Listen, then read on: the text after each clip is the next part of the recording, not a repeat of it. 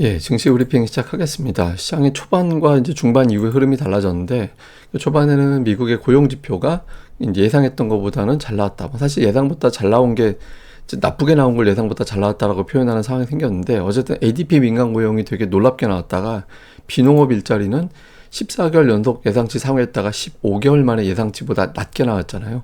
그래서 이래서 긴축에 대한 어떤 부담을 조금 덜어내도 되지 않을까? 이런 어떤 기대감을 갖게 됐고, 또 하나는 이제 3대 지수는 빠졌지만 미국에서 러셀 2000 지수는 올랐거든요. 그래서 대형주들 빼고 나면 미국 시장 자체가 전반적으로는 좀 괜찮았다.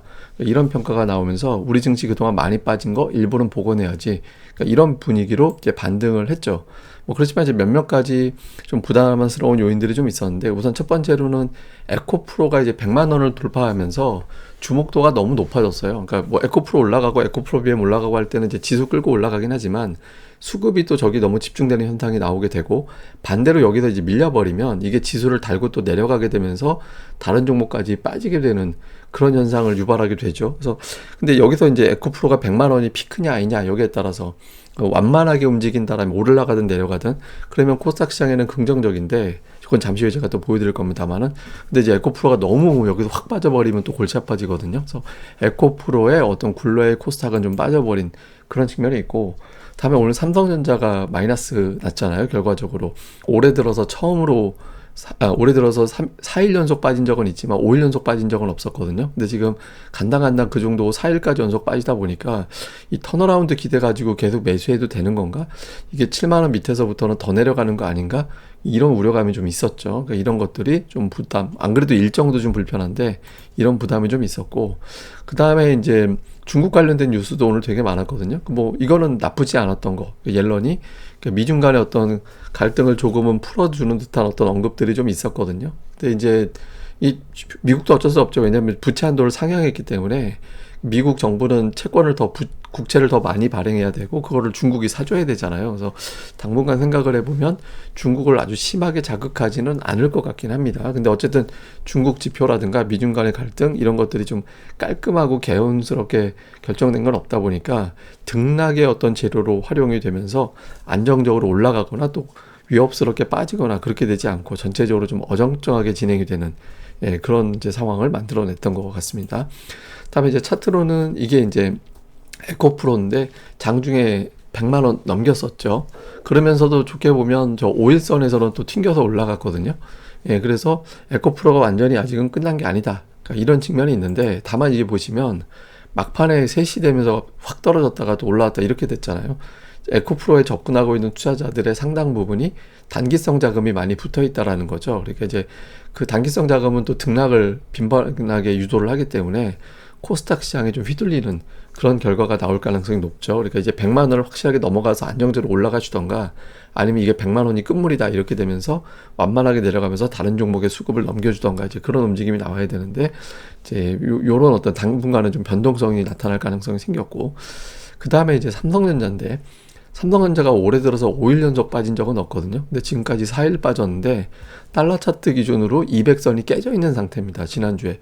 이게 이제 주봉이기 때문에 이제 이번 주 후반까지만 이 위로 올라가면 되거든요. 그래서 이번 주에 이제 이걸 복원하지 못하게 되면 이게 저항으로 뒤집어지면서 증시가 좀 고전할 가능성이 있죠. 그러니까 이번 주에 이제 만기일이 있어서 이제 조금 이제 만기를 의식해서 주반에 좀 변화가 생길 것 같긴 한데, 어쨌든 삼성전자가 여기서 좀 반전을 해주지 않으면 생각보다 시장의 눌림이 좀 이어질 가능성도 없진 않다. 뭐 이렇게도 보는 것 같습니다. 자, 수급에서는 개인들만 매수하는, 뭐 매수를 엄청나게 많이 한 건 아니지만 예탁금이 들지 않은 상태에서 개인만 매수하고 있고, 외국인들은 지금 4주 연속 매도로 일단 출발은 하고 있거든요. 근데 선물을 되게 많이 샀어요. 예, 그러니까 지금 비정상적인 매도가 쌓인 이후에 선물을 샀는데 이 정도 가지고는 35,000개 밑으로 내려온 게 아니기 때문에, 내일장에서도 만약에 오늘 정도 매수가 들어오면 내일은 아마 지수는 제법 올라갈 겁니다. 근데 오늘은 워낙 매도가 많은 상태에서 그냥 뭐 세 발의 피? 뭐 이 정도밖에 안 산 거라서 그렇게 영향을 주지는 못했던 것 같아요. 그렇지만 이만큼 풀어주면 공간이 또 열릴 수도 있게 되거든요. 그래서 내일장 이제 흐름이 좀 중요해졌고요.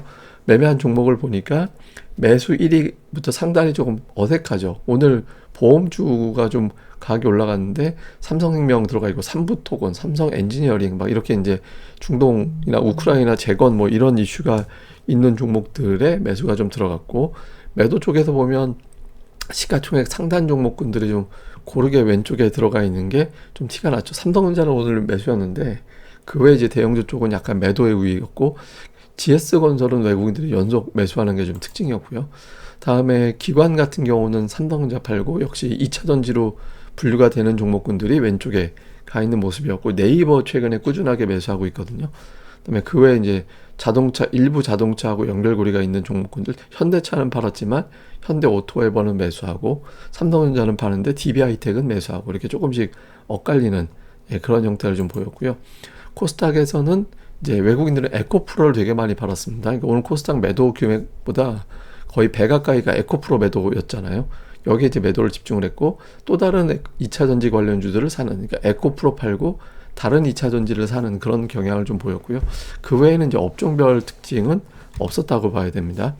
다음에 기관은 뭐 2차전지, LNF 팔고 다른 2차전지 매수하는 거랑, 그 다음에는 이렇게 좀 역시 기관도 오늘 워낙 많이 팔아서 이제 특징이 없었는데, 최근에 5일 연속 비교적 대규모 1,000억 이상의 매도가 기관에서 코스닥 계속 팔고 있거든요. 저게 이제 그 새마을금고 연결고리가 있는 매도 아니냐, 이제 시장에서는 그런 의심도 하잖아요. 그래서 기관의 매도가 멈춰줘야 투자자들이 저 매도가 끝났다 이렇게 판단하게 되기 때문에 이후에 저 매도가 멈춰주는지 되게 중요하다 이렇게 봐야겠습니다. 자, 이슈를 보면, 자, 이제 CPI, 어닝 시즌 이런 게 시작이 되면서 투자자들이 결정을 하게 될 겁니다. 그러니까 여기에서 새로운 출발을 할 수 있을 정도의 상황이 될 거냐, 이런 것들을 투자자들이 가늠을 하게 될 거거든요. 그거는 이제 단순하게 보면 돼요. 그냥 빅테크가 안 빠지고 계속 버텨주면 되거든요. 특히 이제 애플이 올해 들어서 2주 연속 하락이 없었습니다. 그러니까 삼성전자가 올해 5일 연속 하락 없듯이 애플은 2주 연속 하락이 없었거든요.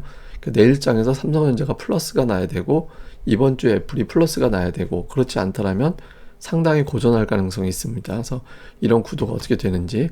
그 다음에 외국인들이 지금 3주 연속 매도 속에 4주째로 접어들고 있거든요. 그러니까 작년도 하반기 이후에 외국인들이 연속 매도 최장 기간이 4주였어요.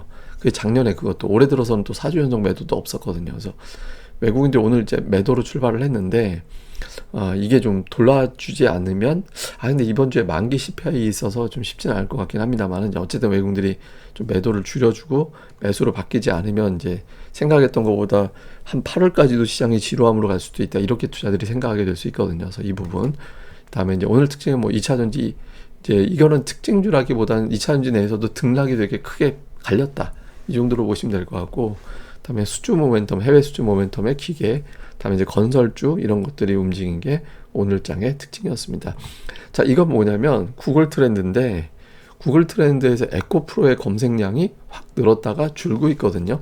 그러니까 에코프로 하다가 또 관심을 확 가졌다 줄었는데, 지금 여기서 그치는 게 아니라 이거는 코스닥에 대한 관심은 또 올라갔어요. 그러니까 에코프로가 올라가면서 투자자들이 이제 코스닥에 관심을 갖는데, 그 관심이 에코프로, 금양은 물론 코스닥 종목은 아닙니다만 또 에코프로 BM 뭐 하여튼 뭐 이런 식으로 2차전지 다른 데로 돌리고 있거든요. 근데 여기서 이제 에코프로가 너무 빠지면 이것 때문에 관심 있게 들어왔는데 저게 빠져버리면 깨지네. 그러니까 이런 형태가 될 수 있어서 에코프로 주가가 안정적인 흐름을 보여주는 게 중요합니다. 그러니까 올라가든 내려가든 그게 중요한 게 아니라 좀 안정적으로 슥 올라가든가 쑥 완만하게 하락하든가 그렇게 돼줘야 이때 관심을 가졌던 투자들이 투자해볼 만한데, 에코프로 100만 원이면 다른 거 싼 거 보이는데, 이렇게 될 수 있어서 향후에 이제 에코프로의 주가가 완만한 각도를 보여주는지 여부가 상당히 중요하고, 두 번째는 거래 대금이 이제 어떻게 되는지. 지금 시장에서 딱 두 가지가 필요해요. 그러니까 주포와 주도주. 그러니까 주포와 주도주가 필요한데 지금 외국인들이 다 매도하고 있잖아요. 이런 어떤 불안정한 장세 속에서 에코프로가 좀 시장에 도움이 되려면 지금 말씀드렸던 완만한 흐름이 필요하다, 이렇게 이제 보시면 될 것 같습니다. 뭐 또 추가적인 내용은 제가 또 유튜브에서 내용 정리해 드리도록 하겠습니다. 이 방송 구독하기와 좋아요 많이 부탁드립니다. 감사합니다.